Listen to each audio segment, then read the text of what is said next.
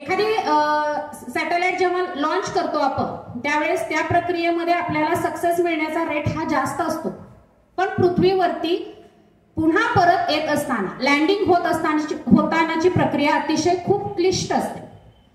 का क्लिष्ट असते? त्याच्यामधले 3 टप्पे फार महत्वाचे आहेत बाळांनो.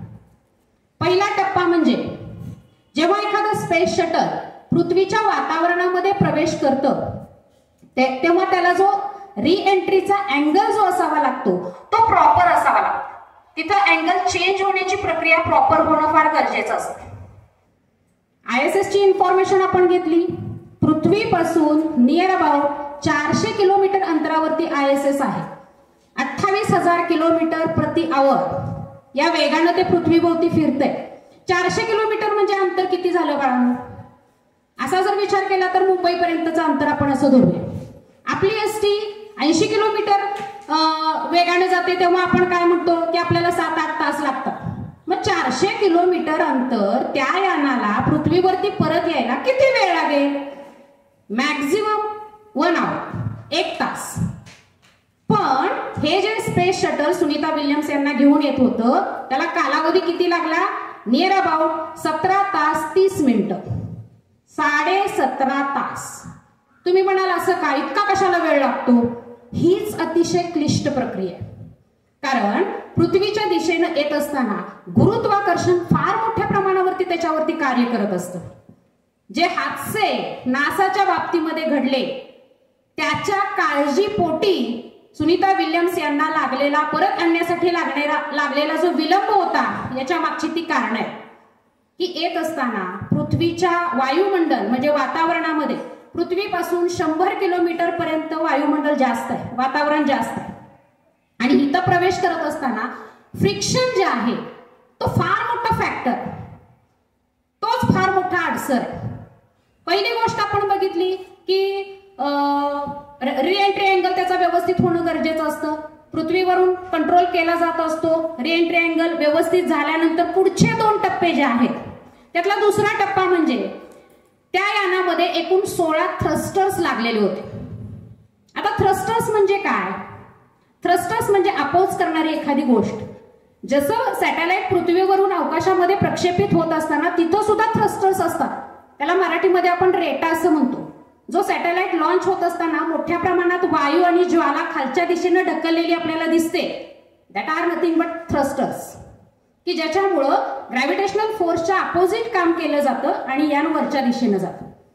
इथं खाली येत असताना गुरुत्वाकर्षणाच्या विरुद्ध त्या थ्रस्टर्सनं काम करणं गरजेचं आहे.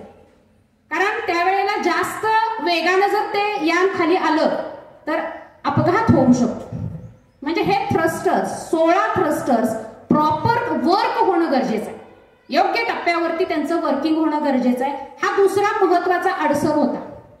शेवटचे काही 3-4 तास जे होते या 3-4 तासामध्ये सगळे नासाचे जे सायंटिस्ट होते असं जीव मुठीत घेऊन बसलेले होते. खरी जी कसरत होती ती त्या 3-4 तासांमध्ये होती. ते थ्रस्टर्स व्यवस्थित त्या थ्रस्टर्सनी काम केलं. आणि तिसरा जो अडसर होता तो होता 6 पॅराशूट. प्रॉपर टप्प्यांवरती ते उघडणं गरजेचं होतं. अगदी पृथ्वीपासून 3-4 मिनिटांचा कालावधी राहिलेला होता. 4 पॅराशूट उघडायचे होते. ते प्रॉपरच उघडणं गरजेचं होतं. 28,000 किलोमीटर प्रति आवर पासून त्या यानाचा वेग 20 किलोमीटर प्रति आवर आणायचा होता. किती कमी केला जातो वेग? थ्रस्टर्स आणि पॅराशूटच्या मार्फत हे केलं जातं. आता हे यान कुठं उतरलं? फ्लोरिडाच्या समुद्राच्या किनाऱ्यावरती समुद्रावरती फ्लॅशडाऊन झालं. तो मोमेंट होता पहाटेचा 30:27 सक्सेसफुली ते यान उतरलं. अतिशय आनंद व्यक्त केला जात होता.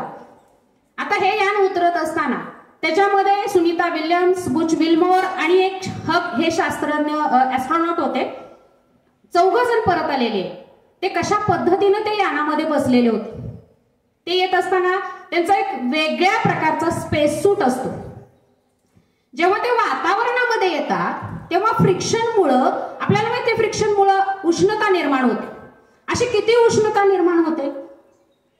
2000 डिग्री सेल्सिअस. पाणी उकळतं 100 डिग्री सेल्सिअस. आपण त्याच्यामध्ये हात घालू शकतो का बघा. 2000 डिग्री सेल्सिअसला एखाद्या माणसाचं त्या गोष्टीचं काय होत असेल. यासाठीच ते जे स्पेस शटल बनवलेलं असतं, वरचं हीट कव्हर जे असतं ते त्या टेम्परेचरला रेजिस्ट करेल अशा मटेरियल पासून बनवलेलं असतं. 2000 डिग्री सेल्सिअस म्हणजे नियर अबाउट 3600 डिग्री फॅरेनहाइट. या टेम्परेचरला आतमधले ऍस्ट्रॉनॉट खिडकीमधून जेव्हा बाहेर बघत असतात, बाहेरचं दृश्य बघत असतात, तेव्हा त्यांना स्वतःला जाणवत असतं की आपण आगीच्या गोळ्यात आहे. म्हणजे इतकी उष्णता बाहेर असते, इतकी आग बाहेर ओकली जात असते. आणि अशा परिस्थितीत खूप मोठा अडचण, अशा परिस्थितीमध्ये ते यान सक्सेसफुली लँड होणं याच्यामध्ये सगळ्या शास्त्रज्ञांचं खरं कौशल्य असतं. आणि ते कौशल्य आपल्याला आज पहाटे बघायला मिळालं. आणि सुनीता विल्यम्स पृथ्वीवरती सक्सेसफुली पोहोचलेले आहेत. मला अजून एक गोष्ट सांगायची होती की पृथ्वीपासूनचं ISSचं अंतर 400 किलोमीटर आहे. 17 तासांचा वेळ का लागला? कारण कोणती गोष्ट डिरेक्टली आपण विचार करतो तसं स्ट्रेट लाईन मध्ये अपवर्ड डिरेक्शन मध्ये नाही जात, त्याला विशिष्ट अँगल द्यावा लागतो. पृथ्वीभोवती फिरणारे जे काही सॅटेलाइट्स असतात ते 3 ऑर्बिट मध्ये फिरत असतात. Low earth orbit, medium earth orbit आणि हाय अर्थ ऑर्बिट पैकी ISS जे होतं ते लो अर्थ ऑर्बिट मध्ये होतं. कोणत्याही ऑर्बिट मध्ये जेव्हा आपण सॅटेलाइट लॉन्च करतो तेव्हा जात असताना ते टँजेन्शियल जातं आणि पुन्हा ते इलिप्टिकल ऑर्बिट मध्ये फिरत असतं. त्यामुळे हा कालावधी जो आहे त्याचबरोबर त्या यानाचा वेग 28,000 पासून कमी करत असताना लागणारा जो कालावधी आहे तो जवळपास 17 तास 30 मिनिटांचा गेला. आणि 3:27 ही आपल्या सगळ्यांना आनंदाची बातमी मिळाली. आणि दुसरी एक आनंदाची बातमी आपल्याला सांगायची होती. मागच्या वर्षी आपण चांद्रयान 3चं सक्सेसफुल लँडिंग भारतासाठीची अभिमानाची गोष्ट आपण अनुभवली. त्याच वेळेला भारतानं चांद्रयान 4ची सुद्धा घोषणा केलेली होती. किंबहुना कालचा हा दुग्ध शर्करा योग जो आहे त्याच्यामध्ये केंद्र सरकारनं चांद्रयान 5ला सुद्धा मंजुरी दिलेली आहे. एक काळ असा होता, मला स्वतःला जाणवतं, मी जेव्हा MSc ला होते माझं स्पेशलायझेशन स्पेस सायन्स मध्ये होतं. कोणता ट्रेड घ्यायचा, स्पेस सायन्स हा सगळ्यात शेवटचा थर होता. आणि आज जगाला ज्ञान देणारं, जगावरती सत्ता गाजवणारं स्टेट आपण स्पेस सायन्स म्हणू शकतो. इस्रोनं ती अचिव्हमेंट केलेली आहे. काल केंद्र सरकारची चांद्रयान 5 साठी मंजुरी मिळालेली आहे. ही देखील दुसरी आपल्या सर्वांसाठी अभिमानाची गोष्ट आहे. आणि या 2 गोष्टींचा आनंद नक्कीच आज आपण व्यक्त करूया. सगळ्यांना या सगळ्या गोष्टीच्या आनंदाच्या शुभेच्छा.